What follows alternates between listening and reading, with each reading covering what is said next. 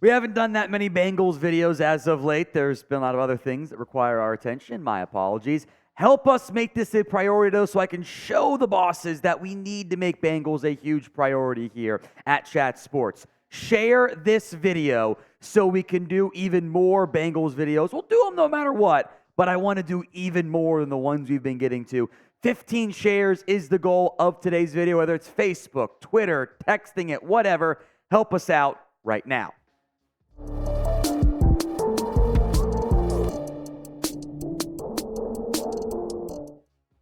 As I suspect we might do a couple times this offseason, today's show begins with Tee Higgins. Joe Burrow, of course, has said he wants and expects Higgins to return to the Bengals. He, of course, is set to be a free agent. And I think what is very noteworthy, following a preseason report from the Inquirer that the Bengals weren't going to bring back Higgins, they weren't going to use the franchise tag on him, Paul Dehner says the Bengals are prepared to do so at $21.66 million projected figure of at that point. Here's what Dehner wrote in The Athletic, by the way, worth a subscription. Dehner writes this, quote, "The expectation laid out by Burrow told the story. The Bengals are prepared to use the franchise tag on Higgins by the March 5th deadline if they cannot get a long-term extension done. Don't look for a tag and trade as they chase a championship with Jamar Chase, Burrow, and Higgins in 2024. You never know with free agency and unpredictable movement, but keeping the group together for at least one more ride feels like a lock." Dehner put it down as a 95% chance that Higgins is back on the Bengals next season. You have options with Higgins. Option one is before the franchise tag deadline, pay him, knowing it's probably going to cost upwards of $20 million a year. The second option is franchise tag him for just the one season. Number three is franchise tag, buy yourself some time, and then pay Higgins before the tag deadline after the draft.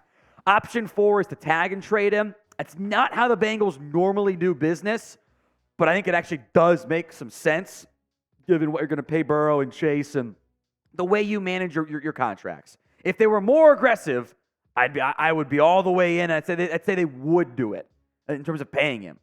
Not how they normally do. I think the worst option, though, was allowing Higgins to walk right now. I don't like that idea, frankly, at all. Higgins' numbers were down this year. His yards per catch went up. But he had drop issues, injury issues. He was relative to expectations at this point. I thought for sure he'd be a 1,000-yard receiver again. Then again, when you lose Burrow and he's banged up and Chase is banged up, it was just kind of a lost season. And Higgins, his numbers at least, probably a good reflection of that. So what do you think? Will Higgins be back in 2024? Y for yes, N for no. It is the pinned comment on today's video. So if the ad comes here on YouTube, take advantage of it. Head down there and let me know. The other free agent wide receiver, meanwhile, his future maybe a little bit less great. Boyd did not get the same supportive, laying out what the quarterback wants and saying, like, I built my contract to bring back a receiver. It wasn't Boyd. The writing is just substantially more on the wall here, with Dehner giving him a 15% chance of returning next season. Again, here's what he wrote. All signs point to the end in Cincinnati for Boyd, who's sort of a market in terms of teams in search of a slot receiver. His reliability and savvy will be gold for any team grooming a young quarterback. He probably ends up with a multi-year deal in the $7 to $9 million per season range, which would be too rich for the Bengals' balance sheet.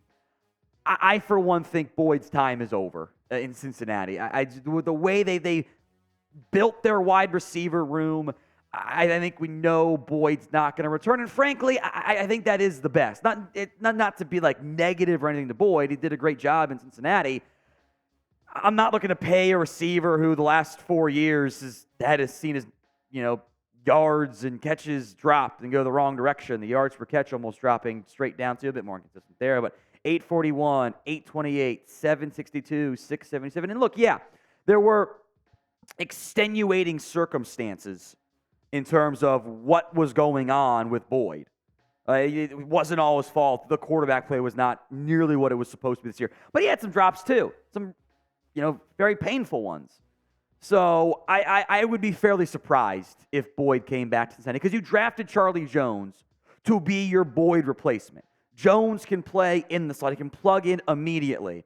I would say it's more likely Trenton Irwin comes back on a fairly cheap deal to be kind of that wide receiver 4-5, again, whatever it looks like, than Boyd comes back. I think Boyd can find more money elsewhere. And if I were Boyd, this is last chance for a nice paycheck. At his age, it's only going to go downhill most likely. I'd go cash in that check somewhere. Now, what do you think is the percent chance that Tyler Boyd is back?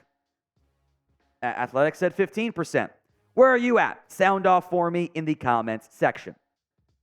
Now, today's show is made possible by Prize Picks. Prize Picks is daily fantasy made easy. You pick 2 to 6 player stat projections and watch those winnings roll in as long as you're making good picks. I was hot for a good portion of the year, and I've unfortunately slowed down a little, but I'm still going to keep having selections for the postseason. I've got Brock Purdy, more than passing yards as part of my Niners-Packers stack. George Kittle, more than receiving yards. I'll go less than Aaron Jones rushing yards. Do the flex play. Just got to get 2 out of 3 right. Go to prizepicks.com/CLNS and use code CLNS for a first deposit match up to $100. Link will be in the comment section and the description of today's show. That's prizepicks.com/CLNS and use code CLNS. Let's go to some coaching staff updates here. The Brian Callahan head coaching buzz continues to draw more news, updates, and interest, frankly. 4 head coaching interviews lined up here.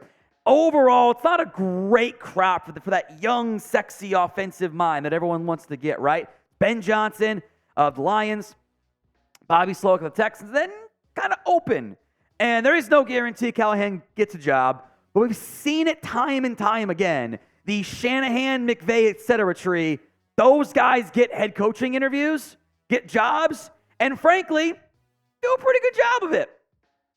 I mean, look around at teams who made the playoffs, right? Dolphins, Rams, Niners, of course, themselves. Ben Johnson, part of the tree. The Bengals themselves are part of this tree as well. Callahan's had 4 interviews, or it has or will have had 4 interviews. Titans last Friday, Falcons last Saturday, Chargers on Tuesday, Panthers on Thursday. A lot of teams got to wait till after January 22nd to fulfill their in-person interviews. That'll be most likely stage number 2. I think there's a real chance Callahan gets a job. That Carolina one, maybe Tennessee too. I think Chargers, Falcons go bigger names. Those names certainly stand out as possibilities to me. So will Callahan get a head coaching job? 1 for yes, 0 for no. Go ahead and sound off for me in the comments section. A player we did not have on our cut candidate list here was Germaine Pratt. Now, Bleacher Report put him as the number 2 cut candidate, saying he's got no guaranteed money left, or has no guaranteed money, period. It's not true. They looked at Spotrac, and Spotrac had an error in theirs, and they didn't have the guaranteed money on there. There was guaranteed money in there. That's why I use 2 sources, right, guys? $7.13 million cap hit this year. The pre-6-1 savings, if you cut him, he had about, if you'd say $7 million of his $21 million overall was guaranteed via signing bonus. You saved 2.46. Post-June 1st, you saved 4.8. Are you going to find a better linebacker for, let's say it's the pre-June 1st to actually spend it for $2.46 million bucks? I'm not so sure. We broke down our cut candidate list. It's available on the channel. If you were not subscribed to see it, go subscribe right now and watch it. And we'll have more Bengals videos for you guys all season long and off season, I should say, as well. Hit that sub button right now. The tackle numbers have gone up each year. I'd also like to point out again, don't use tackles for judging how good a player is. They can be deceptive. There were games which Pratt, I thought, played really well. And I do think it is fair to say this. You paid both Germaine Pratt and Logan Wilson. And I don't think you got the level of play you needed from those guys, nor what you got in previous years. Now, again, I would say as much as we might try to be able to just evaluate one player and how they fare, it is an ecosystem. And if one part of the ecosystem begins to fail, everything else is going to have some issues alongside of it. So it's not just the play of Wilson and Pratt at linebacker who weren't as good. It's a lot of things that were going wrong, especially at safety, by the way. Your other top linebackers are free agents. So I'm not exactly interested in cutting Germaine Pratt and having to potentially backfill 4 of my top 5 linebacker spots. It's not something I really want to do. Down to draft somebody this year, but I think Pratt's a future cut candidate, not so much this season.